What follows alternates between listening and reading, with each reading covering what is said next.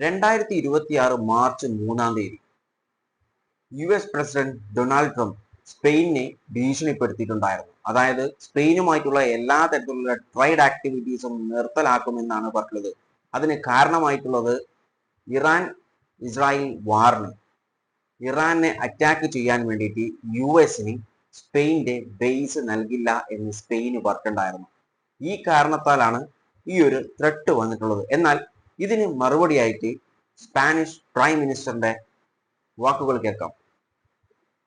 La posición del gobierno de España ante esta coyuntura es clara y consistente. Es la misma que hemos mantenido en Ucrania o también en Gaza. En primer lugar, no a la quiebra de un derecho internacional que nos protege a todos, especialmente a los más indefensos, a la población civil. En segundo lugar, no a asumir que el mundo solo puede resolver sus problemas a base de conflictos, de bombas. Y finalmente, no a repetir los errores del pasado. En definitiva, la posición... ഈ പറഞ്ഞിട്ടുള്ളത് സ്പാനിഷിലാണ്, പക്ഷേ ഇതിന്റെ titles sub ഇംഗ്ലീഷിൽ താഴെ കൊടുത്തിട്ടുണ്ട്. ഇനി ഇത് വിശദമാക്കി തരാം. അദ്ദേഹം പറഞ്ഞിട്ടുള്ളത് the world and Europe and Spain have face this critical movement before. ഇതിനു മുൻപും ഇതുപോലൊരു ക്രിട്ടിക്കൽ മൂവ്മെന്റ് നമ്മൾ ഫേസ് ചെയ്തിട്ടുണ്ട്.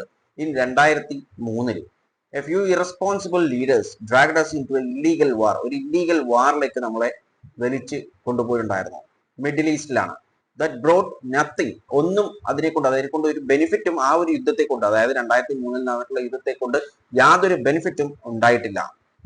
ആകെ ഉണ്ടായിട്ടുള്ളത് ഇൻസെക്യൂരിറ്റി ആൻഡ് പെയിൻ മാത്രമാണെന്നാണ് ഇദ്ദേഹം പറഞ്ഞു വെക്കുന്നത്. അത് മാത്രമല്ല, our response then must be our response now. ഇപ്പോഴത്തെ നമ്മളുടെ റെസ്പോണ്ട് എന്ന് പറയുന്നത് no to violation of international law. International law violate ചെയ്യില്ല എന്നാണ്. അതായത് ഇദ്ദേഹം പറയുന്നത് ഈ ഒരു യുദ്ധത്തിൽ സ്പെയിൻ ഇടപെടില്ല എന്നൊരു കാര്യമാണ് ഇവിടെ വ്യക്തമാക്കുന്നത്. കാരണം ഇത് ഇന്റർനാഷണൽ നമ്മുടെ UN സെക്രട്ടറി ജനറൽ ആന്റോണിയോ പറഞ്ഞിട്ടുള്ള ഒരു കാര്യം എന്ന് പറയുന്നത് he stated that UN charter ban on the use of force against another country. Another കൺട്രിയുമായിട്ടുള്ള ഫോഴ്സ് ആയിട്ടുള്ള യൂസ്, അതായത് ഒരു war situation UN charter ban ചെയ്തിട്ടുണ്ട് എന്നാണ് പറഞ്ഞത്. അത് മാത്രമല്ല it's a grave threat to the international peace and security എന്നും കൂടി അദ്ദേഹം പറഞ്ഞു വെക്കുന്നുണ്ട്.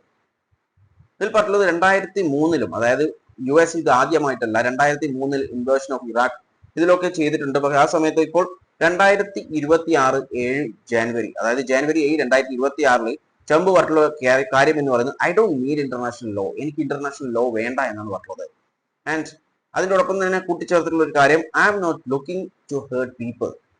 ആളുകളെ ഹേർട്ട് ചെയ്യാൻ ആഗ്രഹിക്കുന്നില്ല അല്ലെങ്കിൽ നോക്കുന്നില്ല എന്നാണ് പറഞ്ഞത്. പക്ഷേ നമ്മളിവിടെ വ്യക്തമായിട്ട് മനസ്സിലാക്കണം, ഈ യുദ്ധം സ്റ്റാർട്ട് ചെയ്തത് തന്നെ ഏകദേശം 160ഓളം കുട്ടികളെ, പെൺകുട്ടികളെ കൊന്നുകൊണ്ടാണ്, സ്കൂൾ കുട്ടികളെ. ഓക്കെ, ഇനി അതിനുശേഷം പ്രൈം മിനിസ്റ്റർ ഓഫ് സ്പാനിഷ് പറഞ്ഞിട്ടുള്ള ഒരു കാര്യം എന്ന് പറയുന്നത് no to the illusion that we can solve the world's problem that bombs.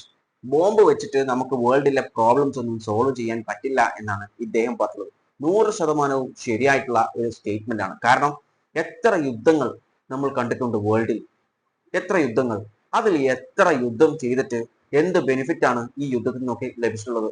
ആകെ ഉള്ളത് ഒരുപാട് പാവങ്ങൾ മരണപ്പെട്ടു, എക്കണോമിക്കലി ഫിനാൻഷ്യലി ഒരുപാട് ഇഷ്യൂസസ് വന്നു, അതായത് ഇൻഫ്ലേഷൻ കൂടി, പട്ടിണി വന്നു, അങ്ങനെ ഒരുപാട് പ്രശ്നങ്ങൾ. അതിനോടൊപ്പം പ്രശ്നങ്ങളല്ലാതെ, അതായത് ഈ യുദ്ധം കൊണ്ട്, ബോംബിട്ട് യുദ്ധം കൊണ്ട് പ്രശ്നങ്ങളല്ലാതെ എന്ത് ബെനിഫിറ്റ് ആണ് ആർക്കാണ് ലഭിച്ചിട്ടുള്ളത്? ആകെ ബെനിഫിറ്റ് കിട്ടുന്നത് ഈ വെപ്പൺ ഡീലേഴ്സിനാണ്. കാരണം വെപ്പൺസ് കൂടുതലായിട്ട് സെല്ലായി ഏർപ്പെടും. അങ്ങനെ വരുമ്പോൾ അവർക്ക് കുറച്ച് ബെനിഫിറ്റ് ഉണ്ടാവും. അല്ലാതെ ഇതിൽ കഷ്ടപ്പെടുന്ന ആളുകളുടെ എണ്ണമാണ് ഏറ്റവും കൂടുതൽ. കാരണം ഈ ബോംബിട്ട് യുദ്ധത്തെ കൊണ്ട് യാതൊരു, അതായത് ഒരു പ്രോബ്ലം, വേൾഡിൽ ഒരു പ്രോബ്ലം സോൾവ് ചെയ്യാൻ പറ്റില്ല എന്നാണ് ഇദ്ദേഹം പറഞ്ഞത്. 100% ശരിയാണ്. പിന്നെ പറഞ്ഞത് no to repeating the mistake of the past. പാസ്റ്റിൽ ഉണ്ടായ അതേ മിസ്റ്റേക്ക് ഇനി റിപ്പീറ്റ് ചെയ്യില്ല എന്നാണ് പറഞ്ഞത്. അതായത് അവരിവിടെ വ്യക്തമാക്കിയാണ് സ്പെയിന് ഈ ഒരു യുദ്ധത്തിൽ, അതായത് ഇറാൻ ഇസ്രായേൽ US ഈ ഒരു സ്ട്രൈക്കിൽ ഇവർ ഇടപെടില്ല എന്ന്. അതിന് അതായത് US ഹെൽപ്പ് ചെയ്യാനായിരുന്നു ശരി, ഇറാനെ ഹെൽപ്പ് ചെയ്യാനും ശരി, ഈ യുദ്ധത്തിൽ അവർ പങ്കെടുക്കില്ല എന്ന് 100% വ്യക്തമായി അവർ പറയുന്നുണ്ട്. ലാസ്റ്റ് നോ ടു വാർ എന്നാണ് പറഞ്ഞത്. അതായത് വാറിന് ഇടപെടുന്നില്ല. അതായത് പക്കായിട്ട് പറഞ്ഞു കഴിഞ്ഞാൽ ഇവർ പറഞ്ഞു വെക്കുന്നത് ഈ യുദ്ധത്തിൽ ഇവർ ഇടപെടില്ല എന്നാണ്.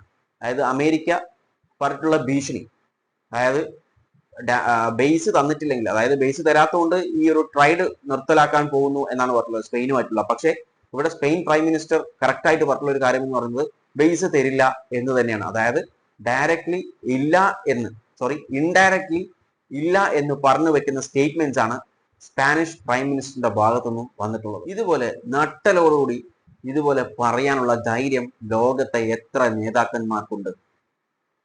റഷ്യ, ചൈന, ഇറ്റലി ഇപ്പോൾ ഈ ഒരു വാറിനെ പറ്റി ക്രിട്ടിസൈസ് ചെയ്യുന്നുണ്ട്. അതുപോലെ നോർത്ത് കൊറിയ, സ്പാനിഷ്, ഇവരല്ലാതെ ബാക്കി എത്ര രാജ്യങ്ങൾ ലോകത്തുണ്ട്?